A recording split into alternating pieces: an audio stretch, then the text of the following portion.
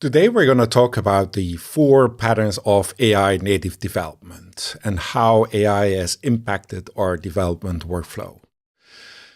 Over this period of Gen AI craziness, technology has advanced from a simple LLM to kind of RAG and indexing our code bases, adding more kind of functions that would be MCP, and all the way up to agents. And we see the first hints of teams of agents kind of emerging. And kind of all that technology is really great as such. And we've seen this explosion before with cloud native, like a new way of working. And right now, it still feels maybe a little bit that we're sprinkling AI on top of this. But what does it mean to be AI native? What's the new kind of set of practices that we're heading for? Now, with any new technology, right, it impacts our tasks. And tasks that we do is different. It's not just about coding and typing.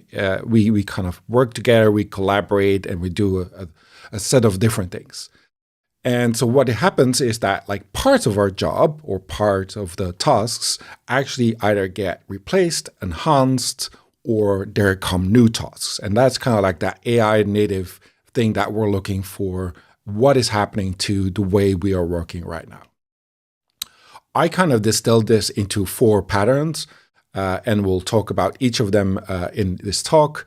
With the center being we're a developer, but we're moving into different areas, and that's the pattern shifts that we see. Who am I? I'm an independent industry advisor, and I kind of am known for my work around DevOps and DevSecOps, which is a lot of automation, and that fits right in with the integration with Gen AI. And that's why I love talking about like software engineering with AI. And I also help kind of the AI native dev community to curate content and to get the stories out, much like this event.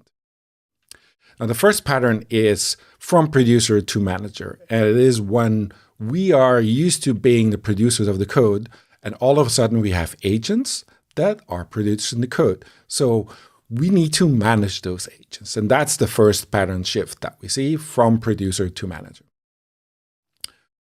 It is already very visible in a way that like the AI is generating the code. And while we spend less time in the coding, the reviewing time goes up.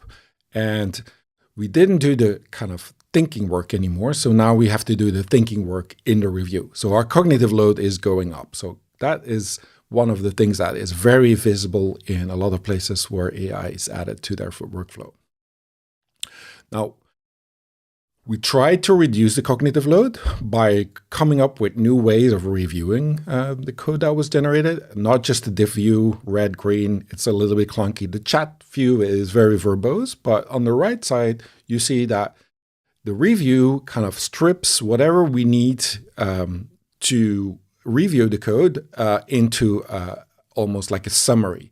And then we kind of say yes, no. So that is the what matters view. And it's one way of dealing with becoming that manager. At a glance, you can say yes, no, this is good code. Now, as we're doing more kind of multiple files reviewing, we can do this step by step. So breaking down and kind of making sure there is a flow. How we review is another way of kind of dealing with the managing of the code. And why should we restrict ourselves just to be reviewing text? This is an example of creating a diagram of what has changed. A lot easier to review and a lot easier to spot kind of any errors or any impact on that. And this brings me to the concept of a moldable development environment. We expect kind of the editors to adapt themselves to the code review at hand, to whatever domain, whatever kind of specifics that we need to review. So that is maybe a trend that IDEs will end up with, and not just end us with an endless stream of text. And that also helps reduce the cognitive load. Now, why we even bother to reviewing? Adar was one of the first who said, like, let's auto commit. And if you don't like it, you can review, because now we still had the manual kind of step of saying yes to commit. This flips the chart. Now, it uses some heuristics to say, I kind of accept the risk or the impact is low, but obviously it is an interesting kind of evolution in auto-accepting those commits.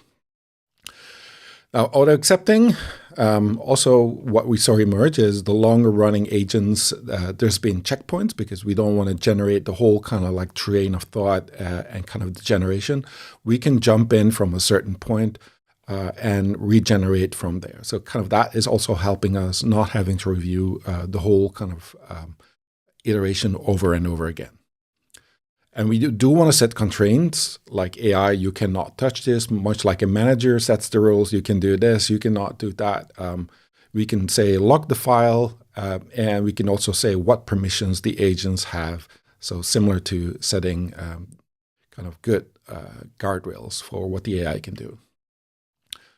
We start worrying a little bit more on the cost as this is longer running. It is not just about that one prompt. It is about like that long running prompt. So how long did it take? Well, in this case, almost $10. So we want to keep an eye on the cost of whatever task is doing. Again, this is us managing a team of agents and not just doing the work. So this was the first kind of pattern. We manage whatever code is being produced. Now, if we take a step back, we want to also think about like what do we actually want the agents to build? And this is pattern 2. We are increasingly going from caring less about the actual implementation to specifying the intent to the agents. This is what we want. Figure it out, like run with it. The first one that I kind of saw it was a simple markdown file as a specification file that you added to the prompt. This was a very simplistic way of kind of adding specifications instead of us having to rewrite over and over again things in the prompt. And this really helped to kind of build that shared functionality, whether that is functional or more technical as a specification. And once we have the things that we want to build, AI can help us build a plan. This was GitHub kind of adding this task-oriented and translating whatever we wanted to do step by step. And that brought us to more like intent-based coding. So it's less about the chat and the text completion, but it's more about like we define the tasks. It becomes kind of like the specification. It builds a plan, and then it does the code. That is definitely a new kind of direction the tools are taking. And then the whole tool could be specification-centric. We don't see the code maybe too much anymore. We specify kind of functional requirements, technical requirements, security requirements, and like the whole workflow is around specifications. And then if you go a step further, why kind of still see whatever goes on in that like coding process, and you start just managing the process as a program manager as such.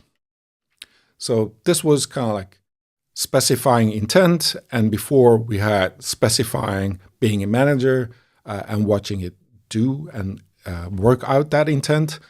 But this pattern number 3 is that how do you find what is the right intent that we want to build? So we want to discover IDs. We want to discover and work the problem as such. And that's pattern number 3. From delivery, so we care less about it going to production because we have pipelines and that goes out.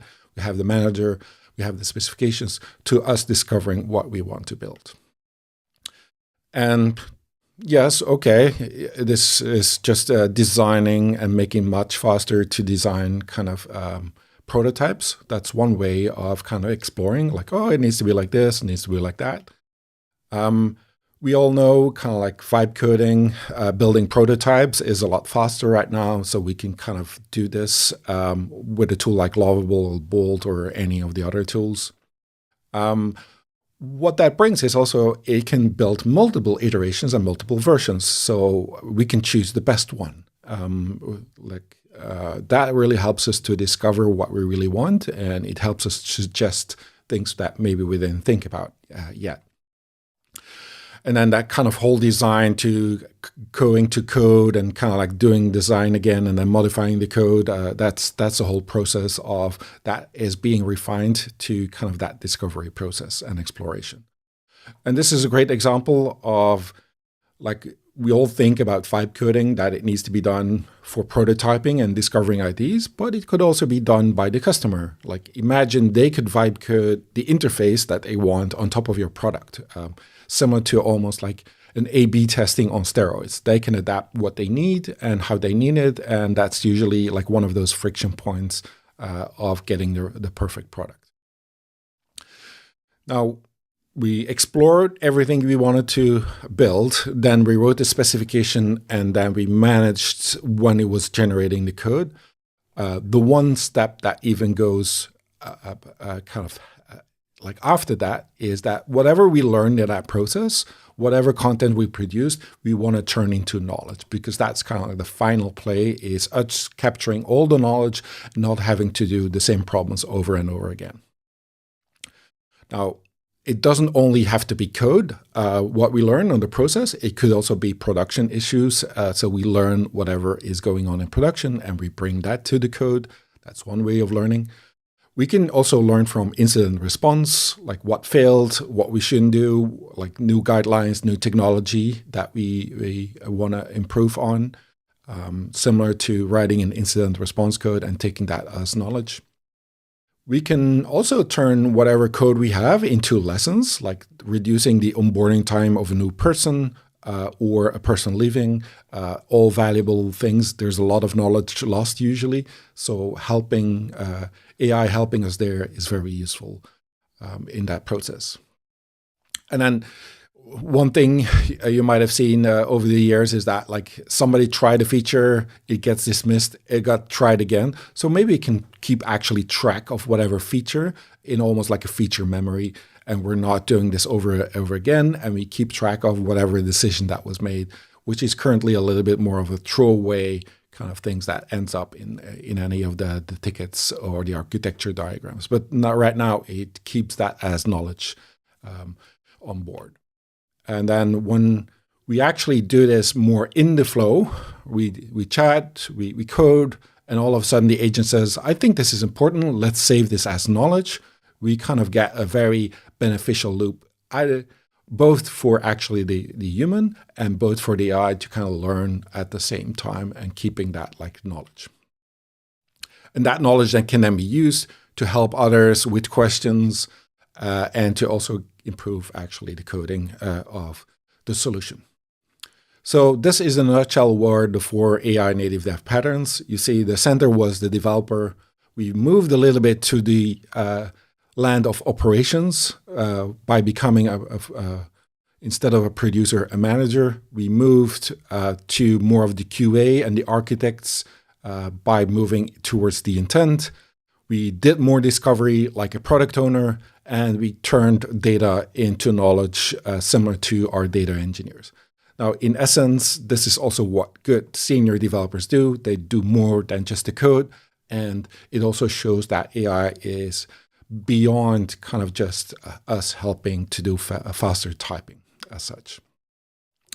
If you want to learn more about like the landscape of all the tools, I also curate the landscape AI-nativedev.io. We roughly have about 300 tools now in our landscape for you to explore.